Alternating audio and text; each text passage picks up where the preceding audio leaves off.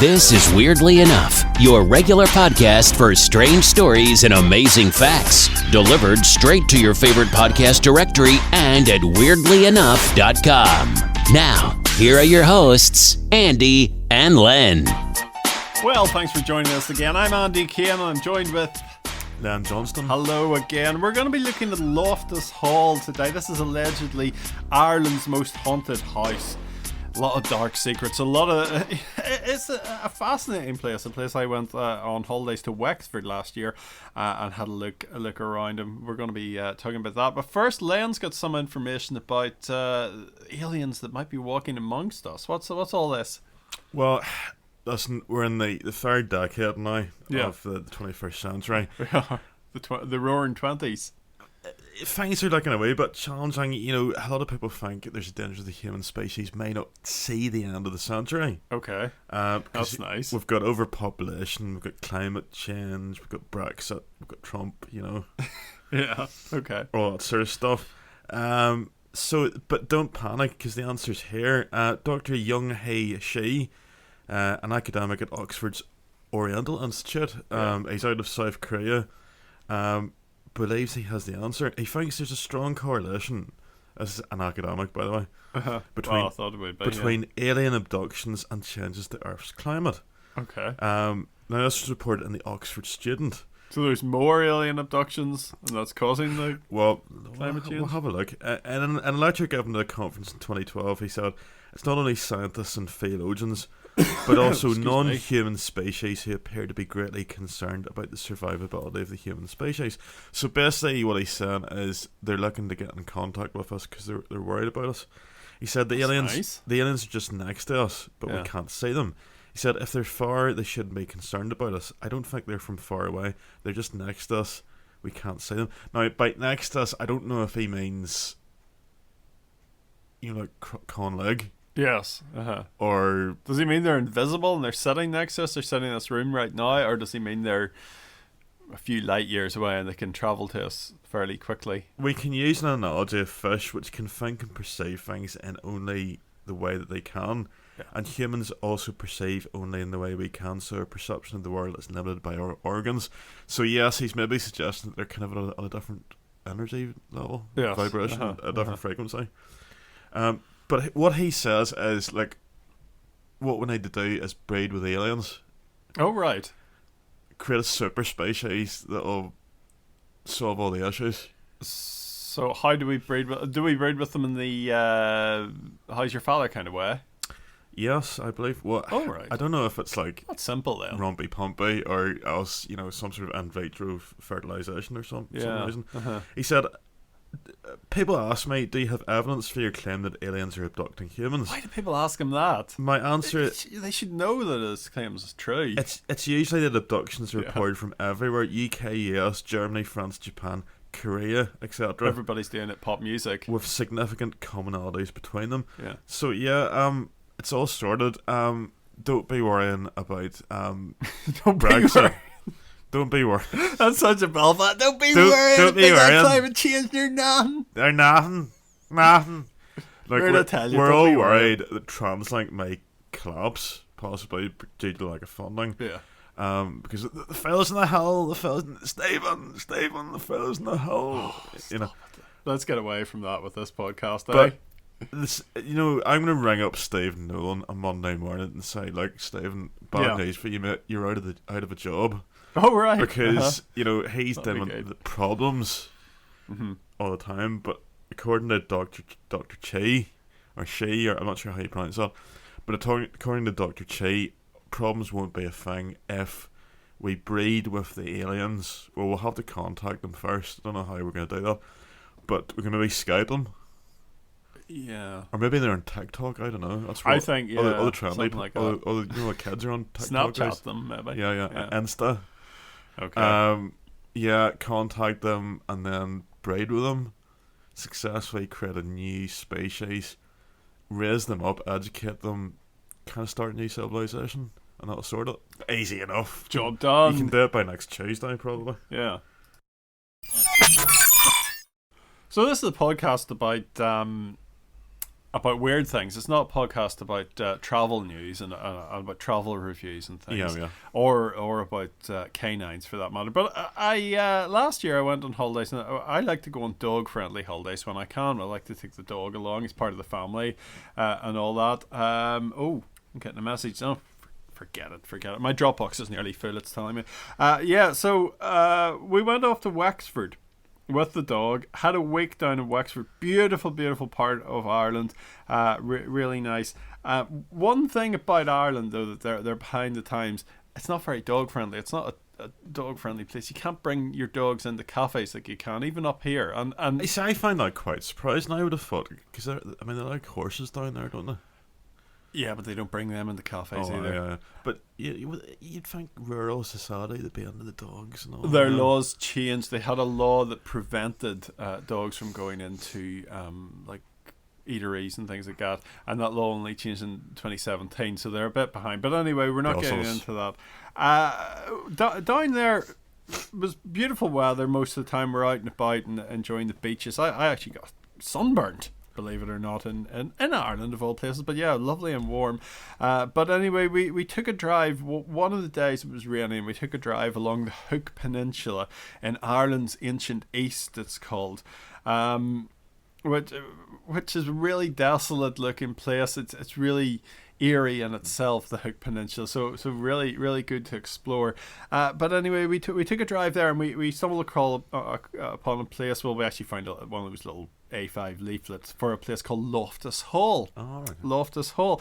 Apparently, it's Ireland's most haunted house. So we thought we'd take a trip along there and see what it was. The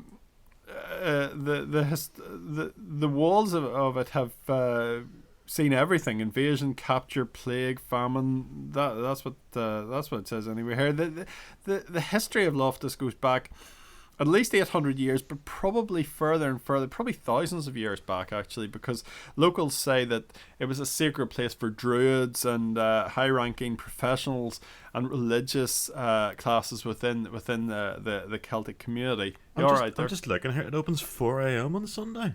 Loftus Hall. I don't know. They've probably not updated their Google thing properly. Recent history anyway begins back in 1170 AD. I say recent, that's a long time ago. But anyway, this guy here, Raymond Redmond Fitzgerald, he was called. Yeah. He was nicknamed Le Gros, which means the fat. Right. He landed at Bag-and-Bun Head on the Hook Peninsula in what is now Wexford. And he was among a band of was he one of the Normans? He was a Norman knight, yes. Like Strongbow. And he got some land in the area, and he decided to build a castle that was called Houseland Castle.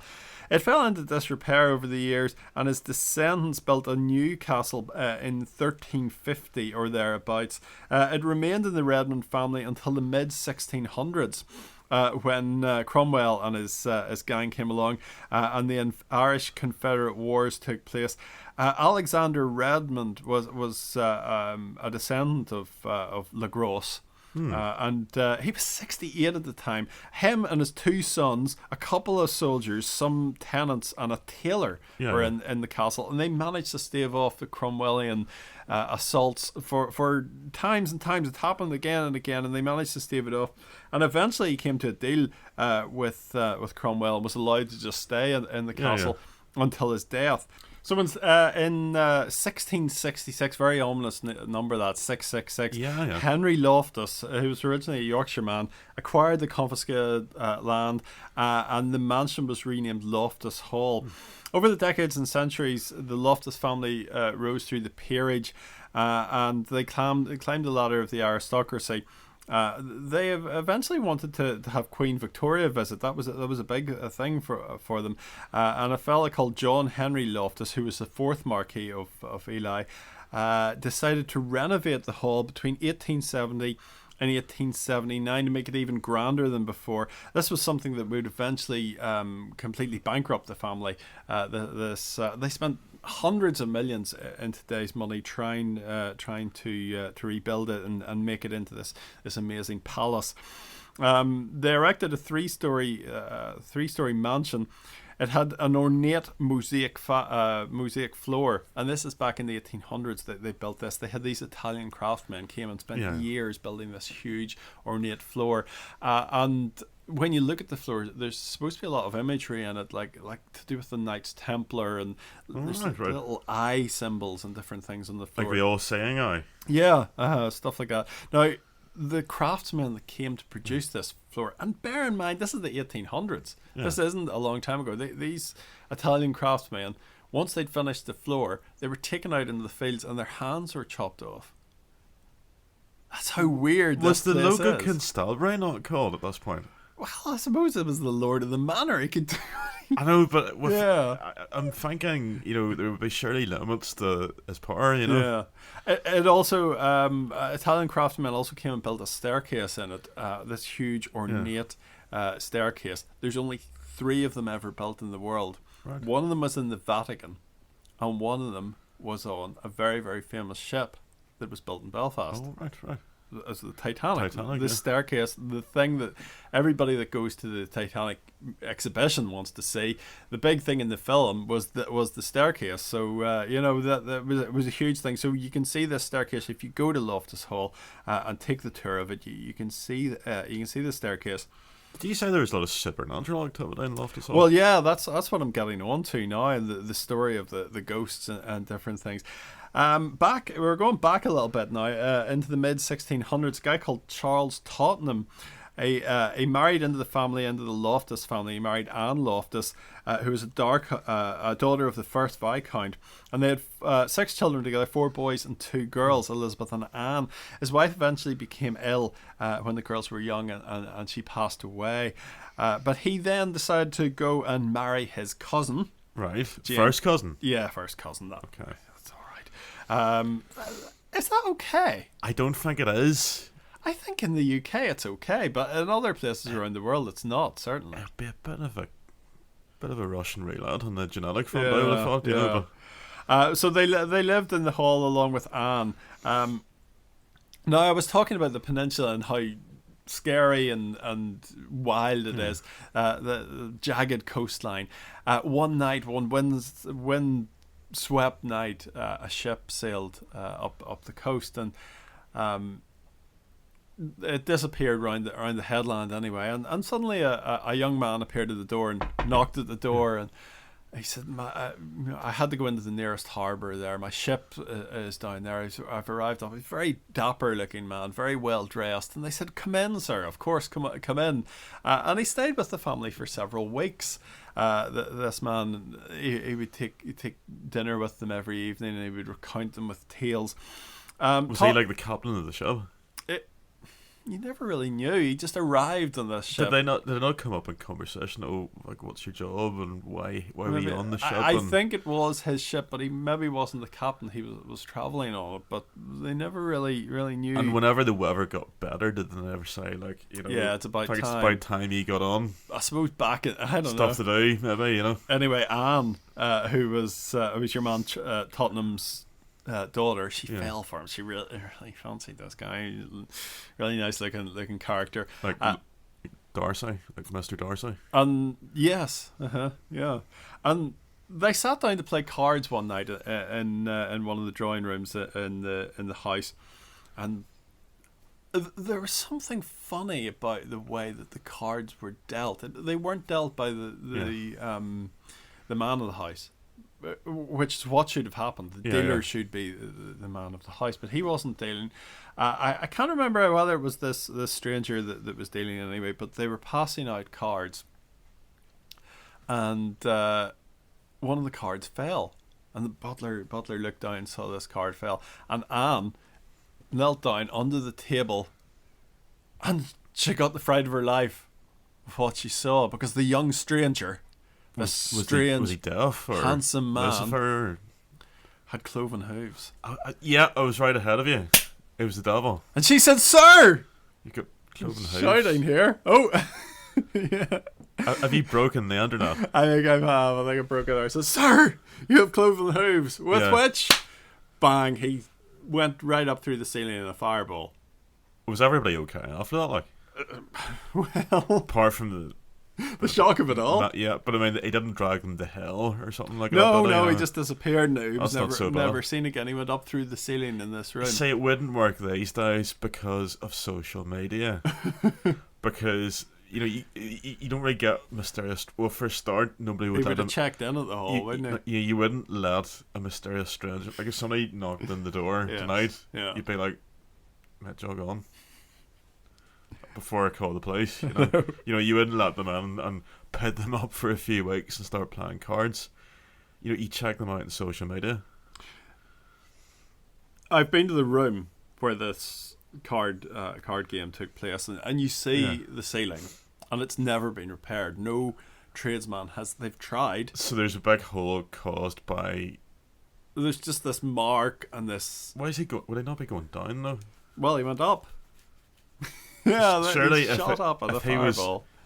Presumably he wasn't the devil. I'm assuming he was one of the lesser class of demons.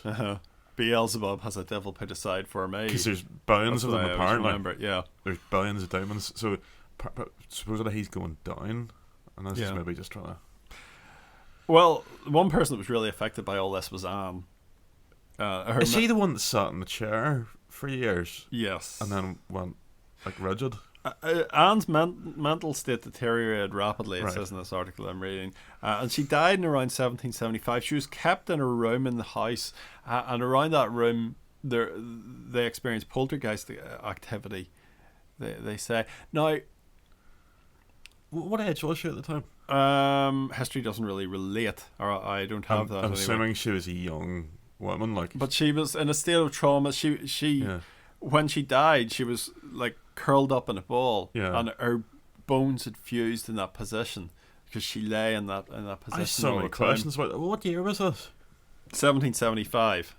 So about 100 years. So the local doctors couldn't do anything? Well, maybe doctors came, but the other theory is, which is probably more plausible, that this man got her pregnant. She went to the room. Oh, yes. In the walls of the room that she was in, they found a dead baby. The remains of a baby buried in the walls. Do you think it could have been of the lower orders, maybe?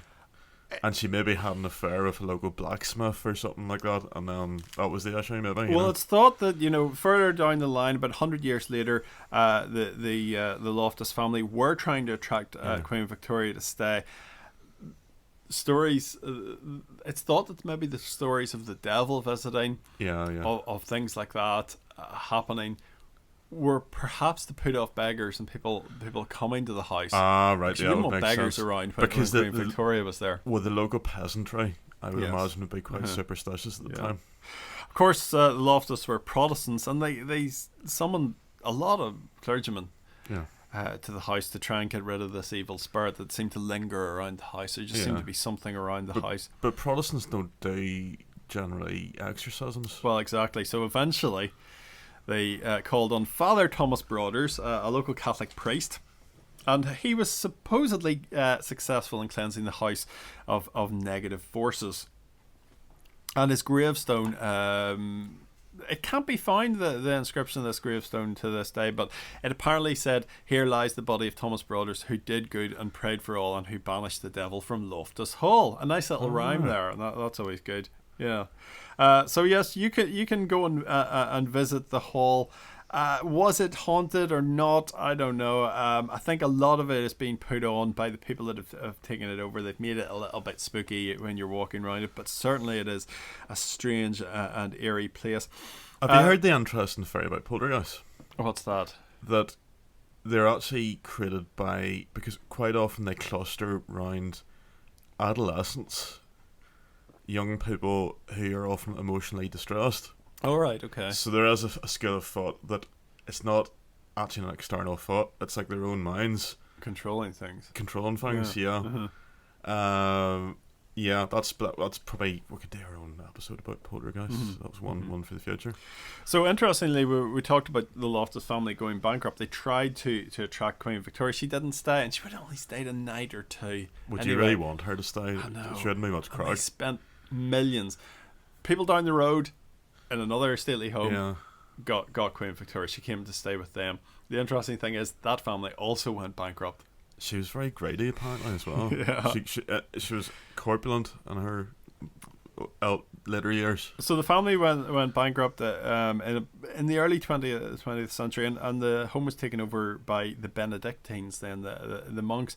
And they stayed until about the mid-30s, when in 37 the Sisters of Providence converted it into a convent and school for young girls. And people locally say it was terrifying going to mass there. They felt the devil's presence when they went there, and the nuns didn't really have a handle on this, they thought. Then in the early 80s, 83, the hall was purchased by a guy called Michael Devereux, who turned it into a hotel.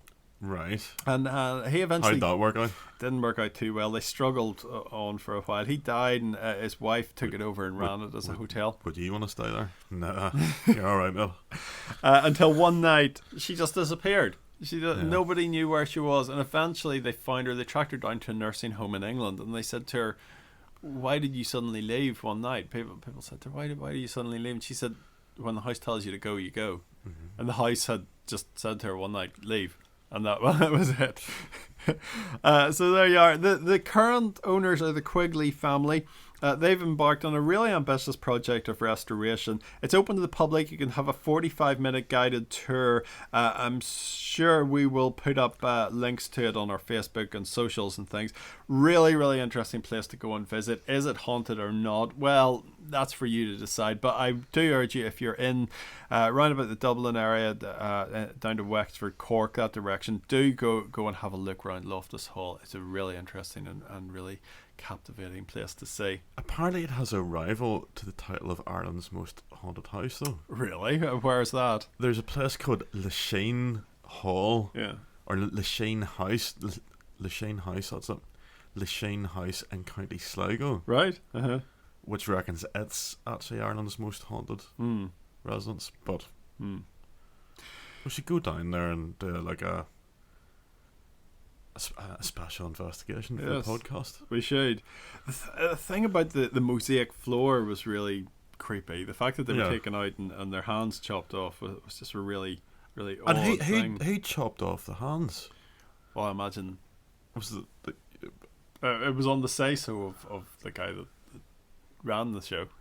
You know, the head of the house. Who was that? Henry Loftus or something like that. Yeah, that's really disturbing. I know. Very, very odd. Anyway, thanks for listening. We'll be back with a couple more snippets. Yes. Yes, very, very soon.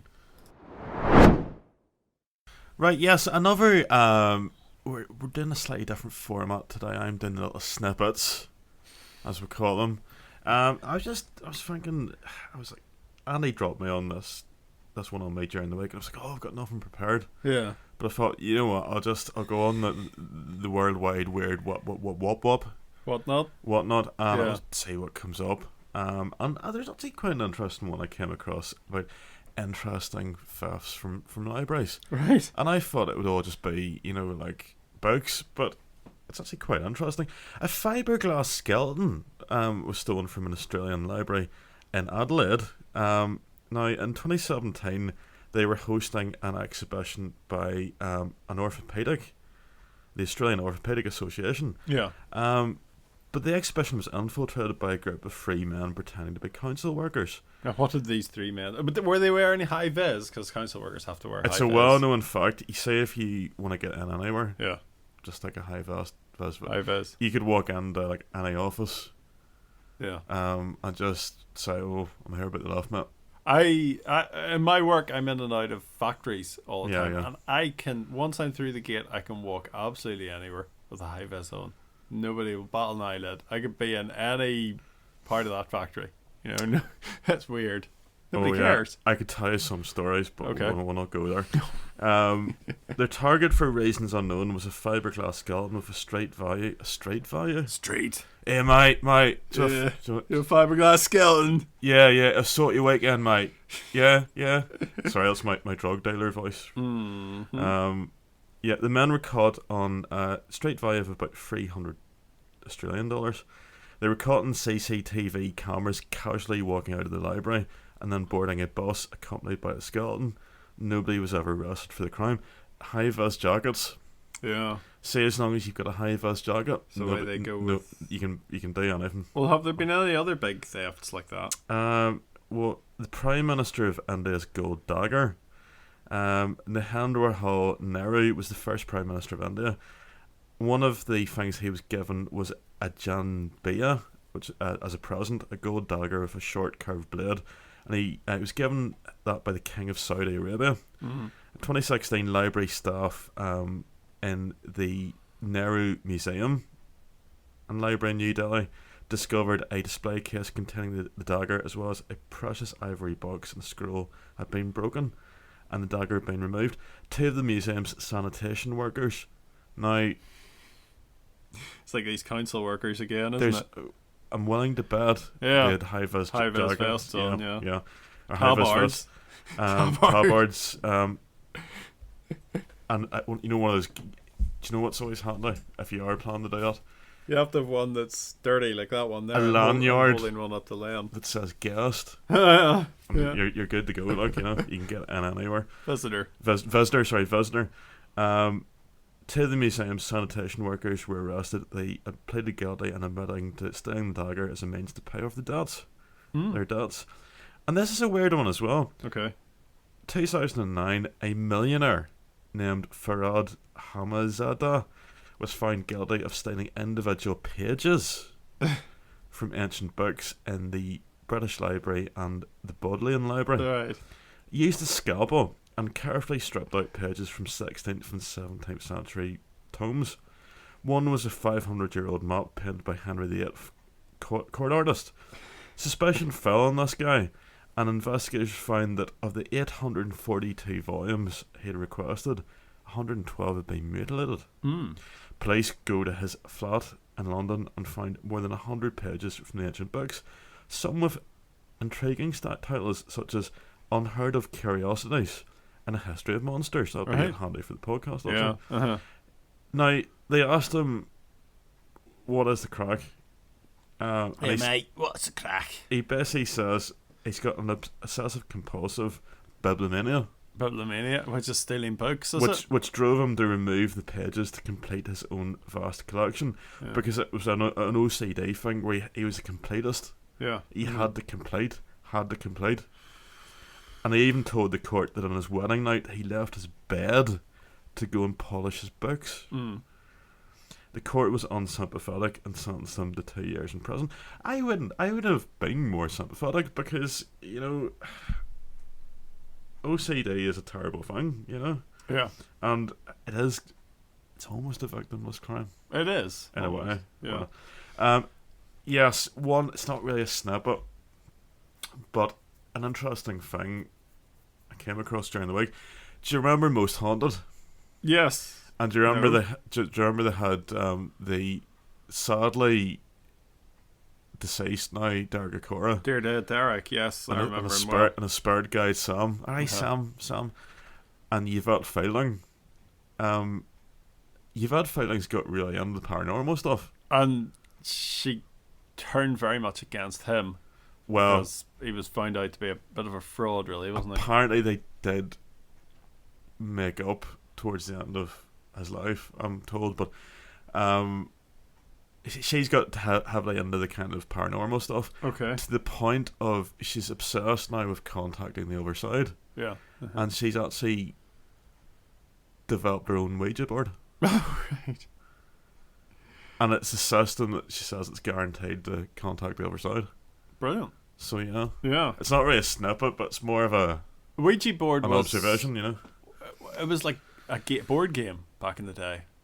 It was a marketed board game. Yeah, which is maybe kind of. She should bring it out as I that. mean, I'll be honest. If you see, right, if I went to somebody's, say if I was, not that I get invited to many dinner parties, but if I was at a dinner party and after the after dinner mints or the cheese board or whatever, somebody produced a Ouija board, I would make my excuses and leave. Yes, I because think so. I mean I've say on Facebook, as part of my kind of research for the podcast, I'm constantly sort of looking for sources of information now. Yeah. And inspiration. So I've joined quite a few kind of weird groups on Facebook. Okay. I invited you to join one, and you actually left after a day because it was literally too weird for you. Yeah. But I'm sort of going. My thing is, I don't care how weird it is. Yeah. Let's go weird. Okay. But there's these idiots.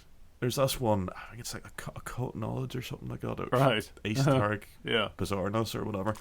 But you have all these idiots. Americans and people from all over the world, but idiots basically, and they're like, oh, how do you contact this diamond and stuff? And I'm thinking, right, so you think it's a good idea to go onto Facebook, talk to people who you've never met before, you don't know anything about them, and you basically gonna unleash the portals of hell. And it's always for stupid reasons. Yes. It's like, oh, hey man, I don't have enough money to buy a new car, so I'm gonna contact the diamond to somehow get money. Yeah. It's always for very kind of spurious kind of reasons. But I don't know where I'm going with this really, but I'm rambling. The last few minutes have been I think we're good with a film, but then we sort of went on a tangent there. Thanks very much for listening. We'll be back again next week. Remember, all our podcasts are up there, weirdlyenough.com. You can subscribe to us. We're on Apple Podcasts. We're on Google Podcasts, Stitcher, TuneIn Radio, lots of other ones as well. Do search for us. Thanks. Thanks for listening to Weirdly Enough. Remember to subscribe to get the latest edition as soon as it drops. And don't forget to leave a review. Email us about anything we've discussed or with your own weird tale at podcast@weirdlyenough.com.